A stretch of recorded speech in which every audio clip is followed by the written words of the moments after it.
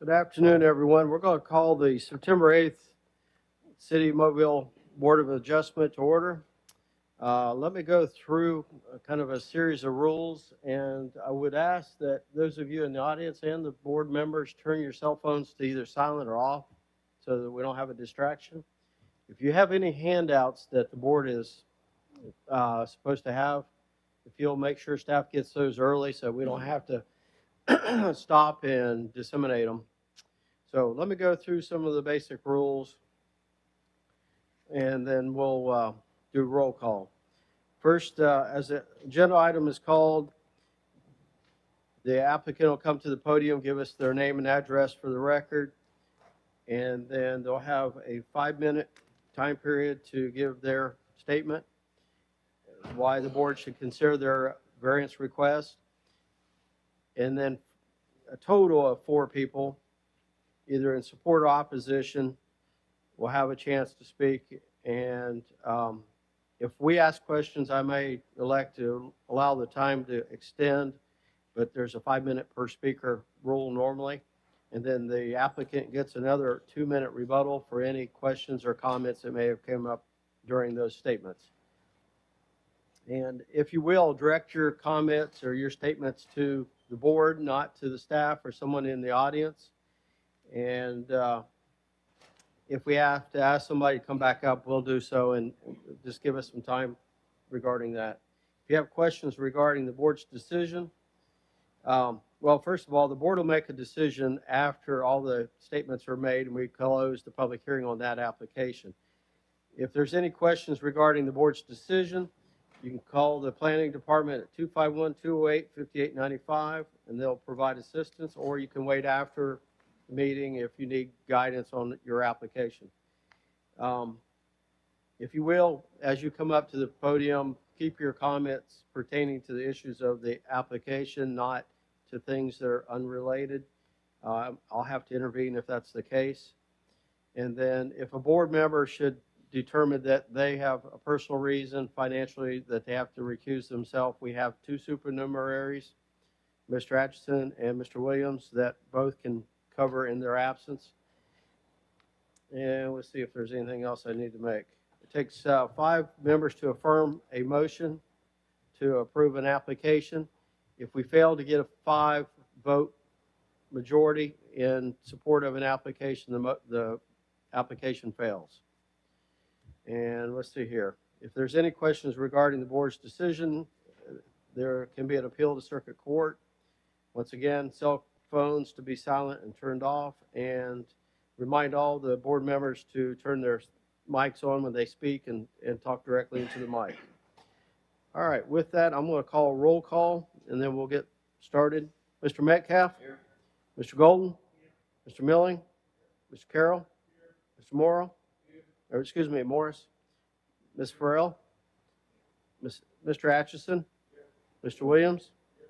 And I'm William Guest. So we have a quorum. We have at least 7 normal regular voting members and 2 of the supernumeraries here. So we have a full quorum and we can proceed. And with that, Chair, entertain a motion to approve the agenda as presented today. I have a motion to approve. Do I have a second?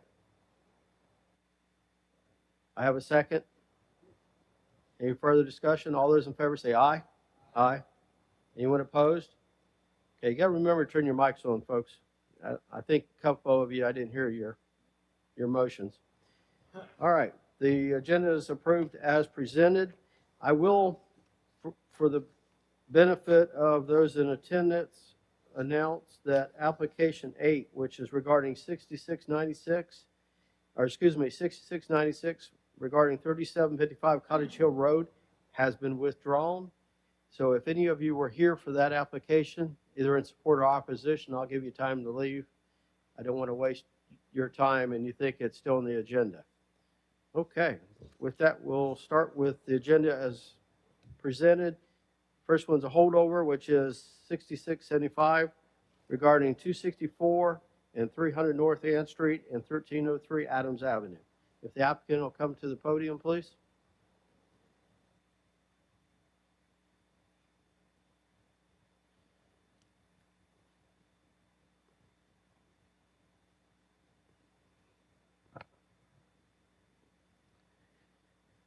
Good afternoon, and you'll have to pull the mic up or down so that we can hear you. Your name and address, please. She'll actually be speaking for us. I'm partially deaf, so I can't really understand or hear you. You said Okay. your name and address. Jason Caffey. Jason Caffey, 2603 Royal Downing Court, Montgomery, Alabama. Kirsten Barnes, 2603 Royal Downing Court, Montgomery, Alabama. Okay, thank you. This application, which was a holdover, was a use and off-site parking variance to allow a thrift store with 4 apartments and off-site parking in R1, single-family residential urban R2 and R2, two-family residential urban district. The Unified Development Code does not allow a thrift store within 4 apartments and off-site parking in R1. So can you tell the board why we should consider the variance? Yeah, pull the mic to you, please. We would like you to consider the variance because it will add some affordable housing to the area. When we acquired the property, it was already that way. It just hadn't been zoned that way. And so we have made some improvements to the area, and we just want to continue to be able to do that, and this zoning will allow us to do that. Okay. Any questions of the board for the applicant?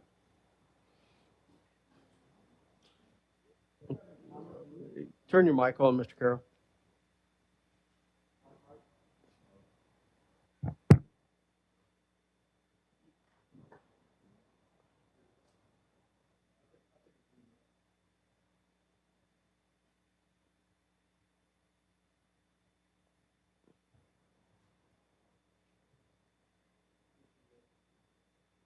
Mine's good.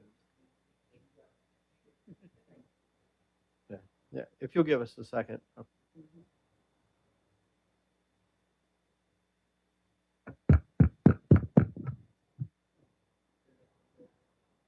Test. There we go. Yeah. Have you got any neighborhood responses yet for what you're doing? We've received positive response, but the city, mailed out notices to everybody in the area. Mhm. And the only online comments we had were negative, and we've also had our people, inquiring about, what we're going to be doing there. So, it's been positive. Do we have those responses? We did receive some comments in support of the application. A copy of them is on your iPad from the last meeting. We did not get any additional comments for this meeting. Okay, Mr. Carroll, any further questions? I've got a question, Mr. Chairman. Have y'all read the staff's report that they sent out? Because I guess this was held over last time to obtain some additional parking, which you did, and got a lease to do that. Yes.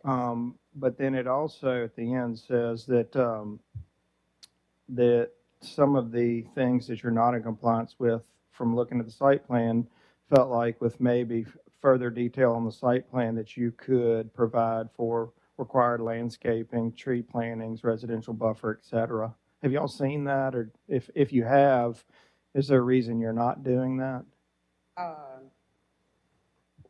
We saw these things, and those are some things that we didn't know if we needed to address, prior to coming back, or once we were approved, if that was sort of, a conditional type of thing. But we're willing to comply with all of the recommendations. Mm-hmm. Okay, any further questions of the board for the applicant? I have a question for staff, Yes. Mr. Chair. Do we have any information about what the surface is on these 2 pieces of property that would be used for parking? Are they raw? Are they dirt, grass? What are they? I believe they are both currently undeveloped, so there's no surfacing at the time. But when Okay. they come to staff for permits, they will be required to surface them with a compliant surface. Okay, so they're not asking for any surface variance. They'll have to comply. They did not have any of those requests in their application. That is correct. Thank you. Okay, any other questions of the board? Okay. Do we have anyone here either in support or opposition to this application today? All right, thank you. If you'll have a seat. Discussion of the board, comments? Mr. Chairman, I'll make a motion to approve, subject to the findings of fact, but also conditioned upon requiring the additional compliance with required landscaping, tree planting, and residential buffer. Okay, I have a motion with conditions. Do I have a second? Second. Have a second? Any further discussion? All those in favor of the motion say aye. Aye. Anyone opposed? Okay, motion carries. Good luck with your project. All right, application 6683 regarding 357 Coventry Way. If the applicant will come to the podium, please.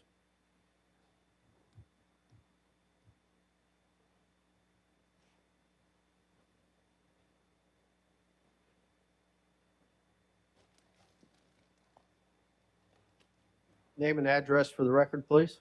Good afternoon. My name is Darrell Thomas, 357 Coventry Way, Mobile, Alabama, 36605.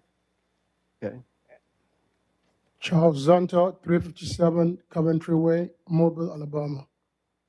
Okay, and so you're asking for a variance to allow a duplex in R1 single-family residential suburban district. Unified Development Code does not allow a duplex in R1.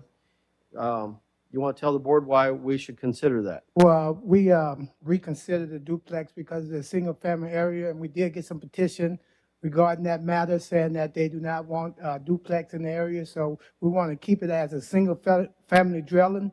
We just want to remove the entryway from the side to the front and concrete and redo the balcony and let it stay as a single-family dwelling. Okay, so staff, do we need to have a variance request for this, or can they withdraw? Let staff answer, please. Yeah. If they are not wishing to change the use of the site and they want to keep it as a single-family residential, then I would suggest that they withdraw their application and then just make permit applications to make any changes they wish to make. Okay, I think that resolves. So, Yes. So if you'll formally request that the application be withdrawn, then we'll consider this done for today. Okay, all right, good deal. So you wish to withdraw your application? Withdraw the application, and we'll resubmit for the single-family dwelling to remove the entryway from the side to the front. All right, well, thank you. All right, All right, have a great day. All right, you thank as well. Do we have anyone that was here for that application that would? Okay, all right, we'll give you a chance to leave because I don't think there's anything for you to provide a statement. All right, go to the next applications, 6537, 6205 regarding 2600 Burden Lane. If the applicant will come to the podium. Good afternoon, Stephen Harvey, 11 North Water Street. I'm with the firm McDowell Knight. This was granted, this approval, I think a couple of years ago when we still had the property under contract. It's a big piece of property, 160 acres. It borders 3 Mile Creek. This is our third request for an extension, but there's a reason for that. This land borders 3 Mile Creek, so there are a lot of little creeks or tributaries or ditches that run through the property, and there's a good many wetlands on the property. So before we can submit a site plan to get a permit, we have to have a wetlands delineation done through the Corps of Engineers. And we filed our application for that June of last year. It's just been a very, very long process. The Corps just last month issued a wetlands delineation approval or jurisdictional determination for the eastern part of the property.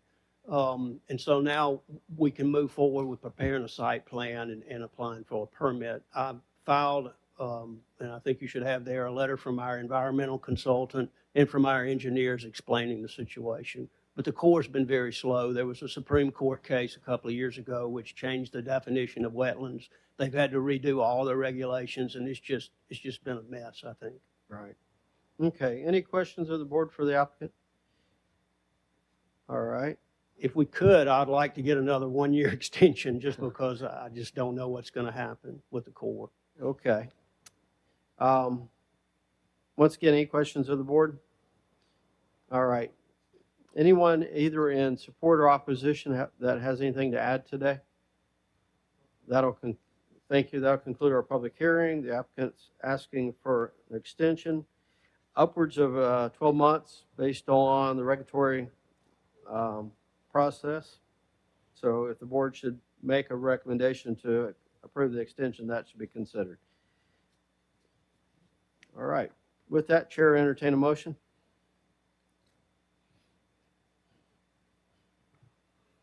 Mr. Chair, I'll make a motion to extend the approval through a year. For a 12-month period. Right. Okay. I have a motion to approve the extension. Do I have a second? Any further discussion? All those in favor of the motion say aye. Aye. Aye. Anyone opposed? Okay, motion carries. Good luck with your project as well. All right, application 6662, 6549. This is for 720 Museum Drive. Hey, good afternoon. I'm Kathy Sherman with Burton Property Group here on behalf of this property. We obtained approval back in April of this year for our variance. At that time, we were still in due diligence and had the property under contract. We closed on the property August 21st, and this variance is set to expire October 7th. So we're seeking a one-year extension since we just closed on the property 2 weeks ago to put together our plans and be able to move forward. Okay. Any questions of the board for the applicant? Yeah, did you give your address for the record? Oh, no, sir, I'm sorry. It's 41 West I-65 Service Road, North, Suite 310, Mobile 36608. Okay. All right. Thank you for that. Do we have anyone in the audience that would like to speak either in support or opposition to the request for the extension? All right. That'll conclude our public hearing regarding this application and request for extension. Chair, entertain a motion. Chair, I move to approve the extension, 12 months. For a 12-month period. And do I have a second? A second. I have a second. Any further discussion? All those in favor of the motion, say aye. Aye. Anyone opposed? Motion carries. Good luck with your project as well. All right, application 6693. This is for 1868 Government Street. If the applicant will come to the podium, please.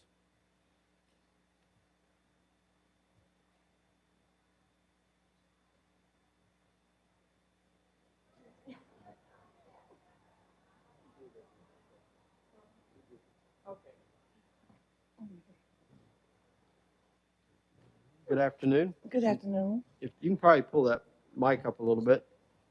Your name and address, Yeah, we please. do grow tall in Wisconsin. Yeah.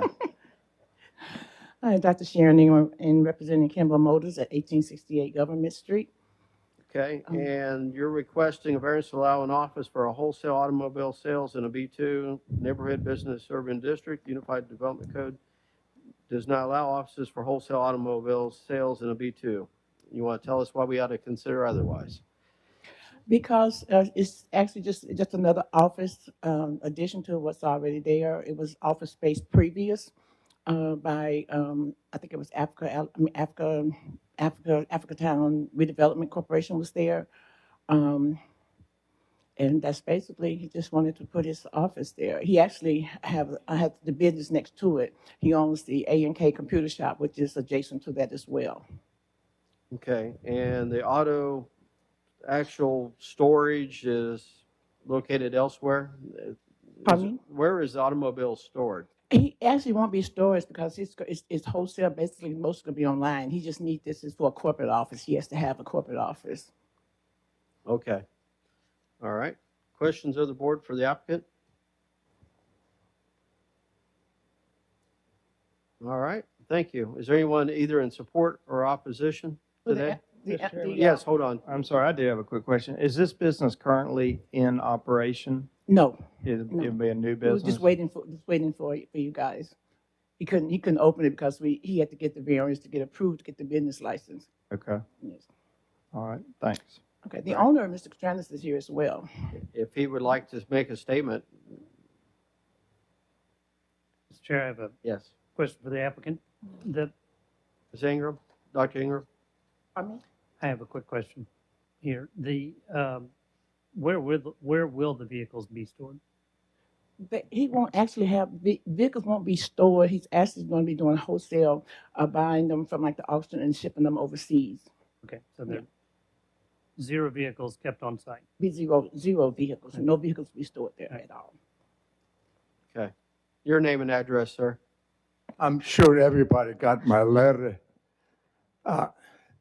We've been using this space for office space only. First of all, it's on Government Street, and it really has no parking. The park is in back on Airport Boulevard. My name is Nick Atranis. I own this for many years. I owned a lot in the Loop. I had a restaurant there, and I had invested a lifetime savings in the Loop area. I would not jeopardize my property because of something else. The prospective tenant wants to use it for office only. And what he would do, buy cars, will not store them there, and will ship them to Africa in his hometown. Like I say, if anybody knows me, you know what I have done for the Loop area. And I would not jeopardize that. I want to thank you for your consideration. Just for the record, can we get your address for the record? He's going to get the address. Huh? Your name and address. My name is Nick Catranis. My office at 2033 D Airport Boulevard, where Corbett Square is. Right. Where my restaurant used to be, and I tore it down. I tore it down and did a shopping center.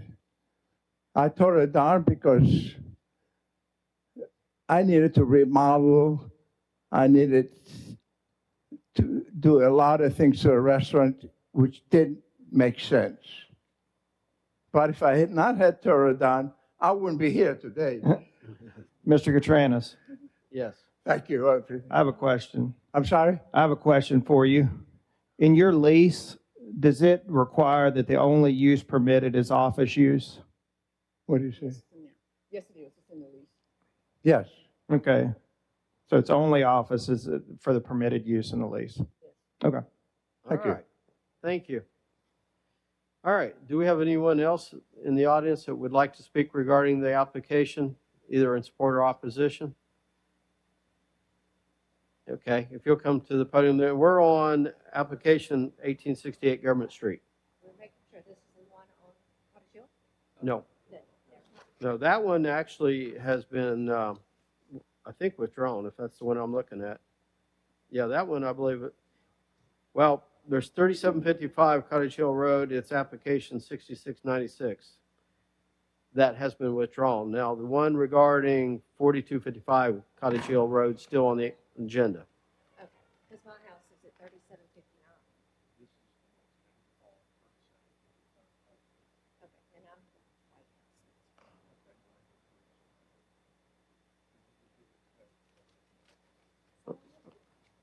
White House. Okay.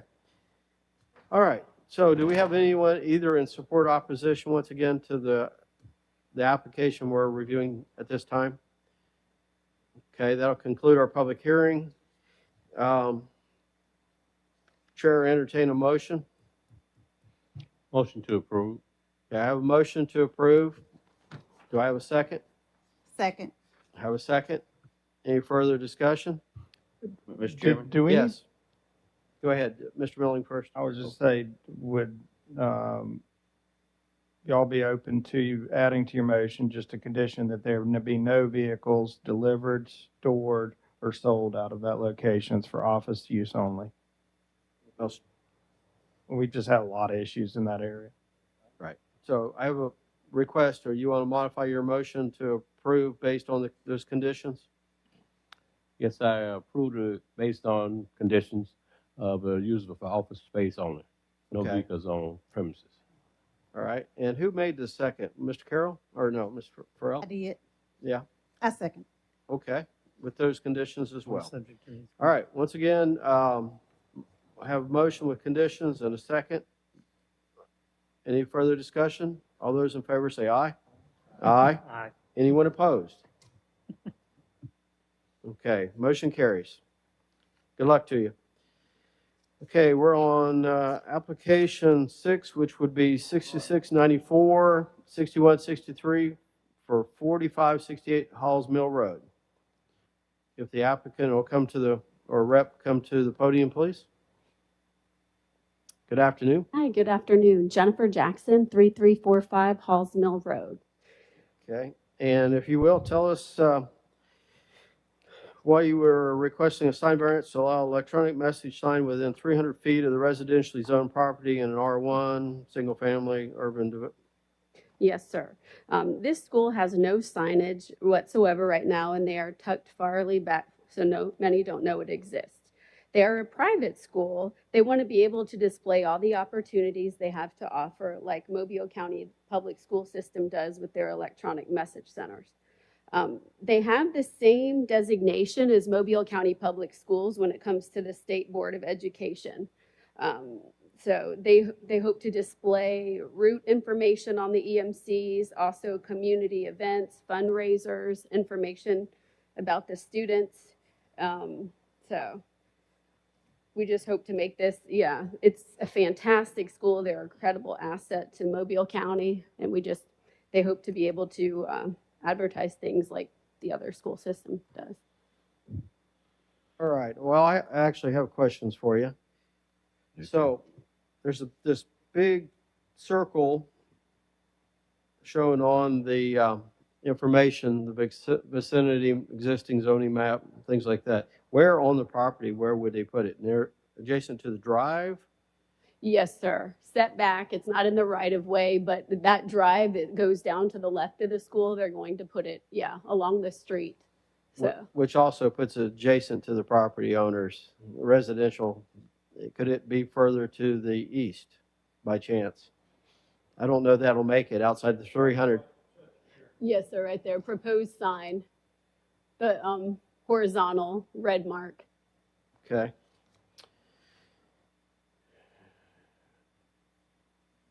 We've, as you stated, we've had some of these in the past that have come up. Yes, sir. And I can tell you, Mr. Hoffman and I have had conversations about one of them on a routine basis for a while. For the sign to be static after hours, low light, so that it's not, interfering with the residential properties' enjoyment of their area. Yes, sir. Those are two things that if the board should consider that I would insist upon. Most definitely. Mr. Chairman, Yes. and I guess Jennifer. Your mic doesn't seem to be picking up. Yeah. Could they push it to the other corner where it's outside of the 300 foot buffer zone? And Yes, sir. In theory, they could, but the entrance is on the far left, so it would be having like a sign way down here. And if one of their big goals, because it does get congested in that area, is to further help with traffic flow. So I don't know if that would be a big plus with that. But I know the family there, they'd be flexible. They'd be grateful for whatever. But I don't know if the flow would be, it'd be like, here's your sign and wait, the school's a couple 100 feet down that way. Yeah, I guess So- just from our standpoint is, with regards to a hardship, it just seems like it's pretty obvious that it could be put somewhere else and be in compliance. And Yes, sir. I know we've been pretty strict on a number of these. So just my comments. Yes, sir. I have a follow-up question. Kit, is the sign two-sided or one? Will it face just straight towards the street, or will it be two-sided and then both residential, east and west traffic? Yes, sir. It is double-sided. Okay. Mr. Chairman, Yes. Jennifer, it shows the site plan that it's parallel to Hall's Mill, but that's not the case, you're saying. And I'm So sorry. it's perpendicular. It is going to be a little more parallel, because when the parents are driving out, they're going to try to use it as a tool as well. So yes, I'm sorry. This is the school right here. It is going to be this orientation parallel. So School. the reader board, it'll be facing Halls Mill, and then it'll also be facing north into the school? Yeah, it'll be facing, yes, sir, Halls Mill, and then it'll be facing the school. So the parents see it driving in and the parents see it driving out. It's more of a communication tool for the parents. Okay, hold on. I think that could definitely help in terms with the lighting that goes into the, Yeah, it'd be shining towards the school and not towards the residents. yes, sir. And a question for staff, Mr. Chair. Yes. The chairman's question or concerns about the dimming and the static nature after hours, that's part of the code anyway, is it not? It is a part of the regulations for digital signs to dim at night, but there is not necessarily something about that the message cannot change after night as well. The message can change as long as it's not flashing or strobing effect, something like that. Okay. Jennifer, how would they feel about that after dark, that it go dark? Because what I'm concerned about, yes, you gotta, I'm assuming now, is that just residentially zoned? There's a structure there, but is it used as residential? Yes, there are some houses. Yes, sir. If you Okay, look at because that. it would seem like that could easily, even if it's facing, well, where it is, I think they could easily see that at night. Yes, sir. And I don't know if having a lighted sign after dark for a school would benefit anything. Yes, sir. I think they would be most agreeable to that. Their biggest thing is that it's a parent communication tool. So after hours, Yeah, there's it no just need shuts to off. display traffic flow and things of that nature. Instead of activities. saying just dimming and static, just it go dark. Yes, sir. They could do that. Okay. Because again, the way it's shown, if it faces north and south, then the people in that house, they would see that through their windows. Mhm. Yeah. Right. Okay. Thank you. Okay. Any other questions or comments from the board? All right. Do we have anyone in the audience in support or opposition today? Did we get any public comments regarding this? We did not, no, sir. Okay. All right. Well, thank you. Thank you. That'll conclude our public hearing regarding this application. Comments, discussion of the board? Mr. Chairman, Yes. I move to approve, subject to the condition that at no time will the sign be activated, lit, or otherwise after dark on any day. Okay. I have a motion with conditions. Do I have a second? Quick question. Yes. Adam, is that the sign that's facing back towards The the sign school? itself, everything. Both sides? Yes. The roadside and the. That's right. I don't think they could isolate it anyway, but might be able to. But anyway, yes, the whole sign. All right. I have a motion with conditions. Do I have a second? Second. I have a second. Any further discussion? All those in favor of the motion say aye. Aye. Aye. Anyone opposed? Okay, motion carries.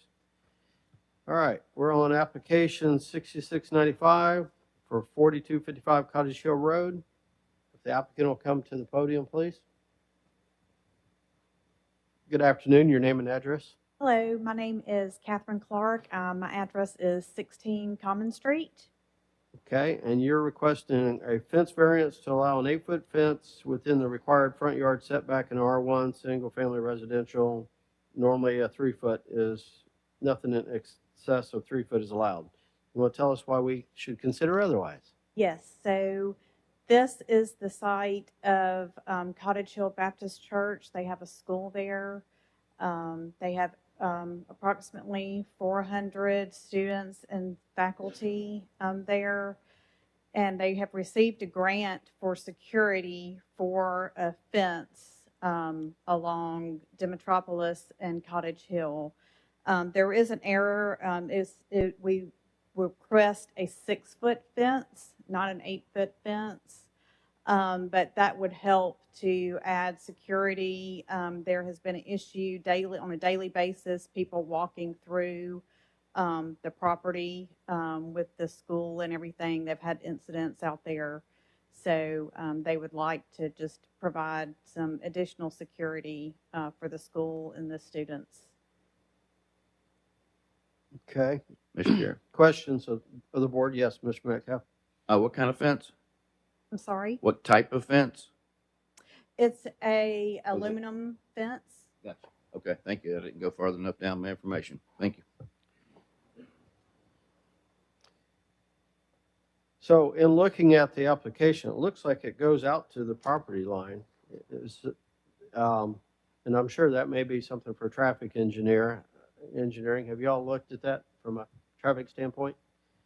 Traffic engineering isn't here. That's just Oh, I'm engineering sorry, I department. can't see any of the markers.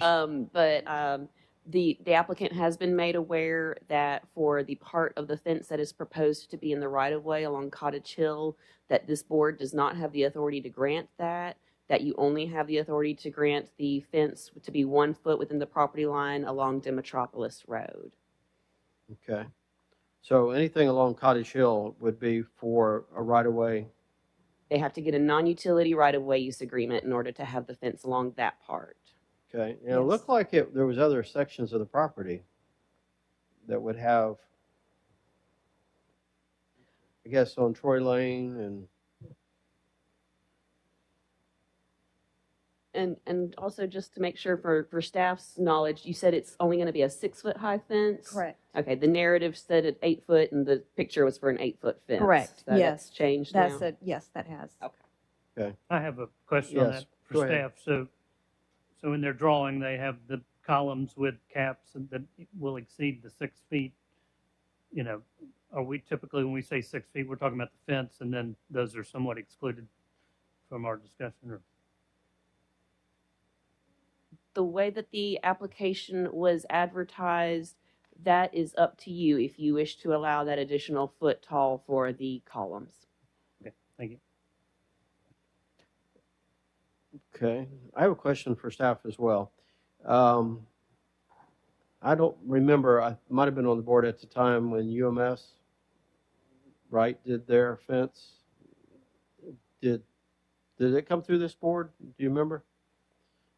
Because this looks like it's a very similar concept. Their fence is not in the right of way. It's off. If you think of the corner of Thinking of Mobile Old Shell. and Old Shell, Yeah. it's back off the corner to where the visibility is not an issue. Okay.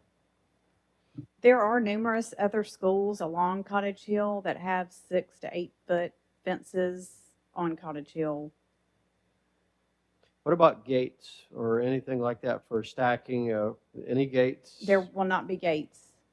Okay, It will so be, the gates and driveways will be, the sidewalks and driveways will be open. okay, so you're just primarily restricting people cutting across through the Correct. parking lots. Yes. Okay. Any other questions of the board for the applicant? All right. Do we have anyone in the audience either in support or opposition today?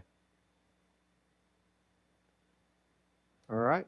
Thank you. That'll conclude our public hearing regarding the application. Comments, questions of the board?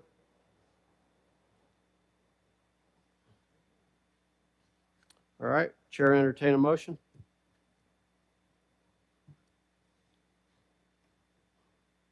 Mr. Chair, I'll make a motion to approve at 6 feet, allowing the concrete columns to exceed that by a foot to allow for the brick above it and the cap, and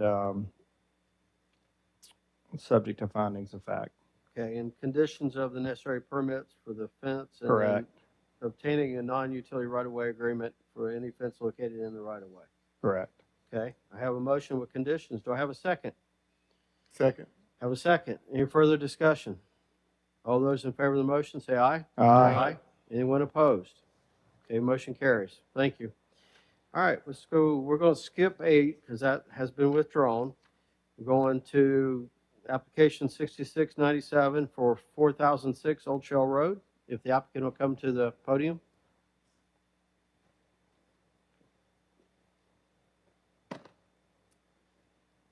Name and address for the record, please. Good afternoon, Josh Friedman, 4006 Old Shell Road, Mobile, Alabama 36608. Okay, and you want to go ahead and give us your name and address now? I'm Margie Friedman, same address, Okay, and this is for a rear yard setback variance to allow a building addition within 8 feet of the rear property line. In R1, normally you have to have an 8-foot setback. You want to tell us why we should consider otherwise? So this stems from a house fire at the end of April. Our house burned, and we are rebuilding. And in bringing it up to code, there's several factors that help with security and safety of the home. We are one of 4. The other 3 homes that abut our homes each have garages. We have a carport. It's a rear setback off of Old Shell. It was a flat roof originally. Debris and standing water caused underneath a very large water oak caused standing water and mosquito and other infestations. And this will be a pitched roof at that point, or a angled roof over our garage. It's a shared driveway among 3 neighborhood houses. And so along with that shared driveway comes additional vehicles in and out, the other homes, construction workers or service workers, delivery workers. So everyone who comes down this shared driveway sees into our carport. There have been numerous thefts. We've experienced 2 or 3 children's bikes stolen out of our carport over the years. They're usually picked up, driven for a couple blocks, and ditched when they steal somebody else's item down the road. So having the ability to have a garage that can be fully enclosed and not just a carport increases the safety of the area as well. Okay. Questions of the board for the applicant? I'm assuming the Freelanders and the justices are more than fine with this? We have, in addition to the 300 notices that we sent out, because within the 300 foot is the entire Spanish Villa condominium complex. In addition that to cost all a few 300, dollars, didn't it? That was a lot. In addition to those, the 3 neighbors supporting us or surrounding us are all in favor and are fine with this. Okay. And you mentioned there's some large, like oaks or trees on the property you're also having to work around? Just a very large oak tree that encompasses 2 or 3 properties, and it hangs over what used to be our carport, which is a flat roof. Would Okay. now with a pitched roof would alleviate some of the freestanding water and mosquitoes and things of that nature. Okay. All right. Once again, any questions of the board? On the map where it shows the new addition, it gives you like a 5.5 and a 5.7 foot mark. I just want to make sure that that's to the actual eave, like the overhang of the house, and not the physical like footprint. Does that include the 12 inches of that overhang? Yes, It does? Okay. So the overhang is part of that measurement? Yes. Okay. All right. All right. Once again, any questions of the board? Do we have anyone? I see no one in the audience in support or opposition. We thinned the crowd out fairly early. All right. That'll conclude our public hearing regarding this application. And Chair, entertain a motion. Mr. Chairman, I move for approval subject to, based upon findings of facts, and also subject to provision of gutter and downspouts on the north side, all permits and full compliance. Okay. I have a motion to approve with those conditions. Do I have a second? Second. I have a second. Any further discussion? All those in favor of the motion say aye. Aye. All right. Everyone. Variance is approved. All right. Do we have any other business for the board while we have everyone here? How's your work, Mr. Anderson? We have 2 major cases with y'all. The St. Ignatius Cemetery, it was set for trial 2 weeks from yesterday. It got continued because the judge called us all into his chambers 2 weeks ago and told us to resolve it. So we're going back to mediation. And the other one, the Russell Investments, which was a self-storage building on I-65 Service Road at O'Shell, was set for jury trial today, but it had to get continued because the judge was hearing a capital murder case. So it'll be reset in the near future. Okay. Anything else? How about staff? Anything for you? And I guess we're good on minutes for the moment. All right. Mr. Chair, I have a quick question. So, Yes. seeing today where we have all 7 members here plus 2 supernumeraries that, I guess I just wonder if they're here, and I don't know if it's a good use of their time to come down, and I don't know if there's a better way to facilitate I would knowing say whether the or not they're same, needed. but it's one that's up to their prerogative to be here if they feel they can share the time with us. But I would like to reach out to them in advance if we know we've got a quorum and we don't have anything that anybody's expressed potential recusal, that maybe we give them notice. Typically, that is a wonderful idea. However, in practice, it's much more difficult because we do not get responses from all of our board members on if they're going to be here ahead of time or not. And then also emergencies happen at the last minute. So, somebody could say that they're going to be here and then the morning of something happened and then they can't be here. So we really want to make sure that we have a quorum. And so we'd hate to tell somebody, we don't need you, to find out that we do need them at the last minute. Yeah.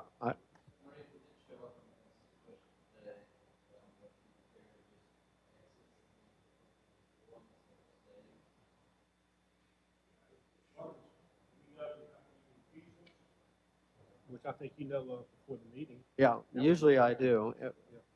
Or if somebody expresses that they have to leave during the meeting, that they, for whatever reason. Yeah.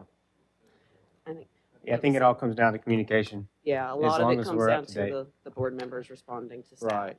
So how about moving forward that once we determine we have a quorum and no one has expressed either a reason to recuse themselves or that they'll be leaving early? I mean, even I've had to leave early and I've had to defer to the vice chair. We can ask if you want to stay, or if you think your time would be better elsewhere, we'd still respect that. Mr. Chairman? We've never had this luxury before. I can tell you. Right. I think this is the first time I've ever seen all 7 plus 2 here in my 20 plus years. So, Mr. Chairman? yes. With that being said, I would ask the board members to be more diligent in responding. Yeah, I think that's the other part of this. Yeah. Yeah. Please. Yeah, because even the morning of the meetings, I'm sometimes having to ask, do we look like we have a quorum? Because and we've got to notify people, that. So I think it's beneficial for us and for the applicants. All right. With that, I'll say the meeting is adjourned.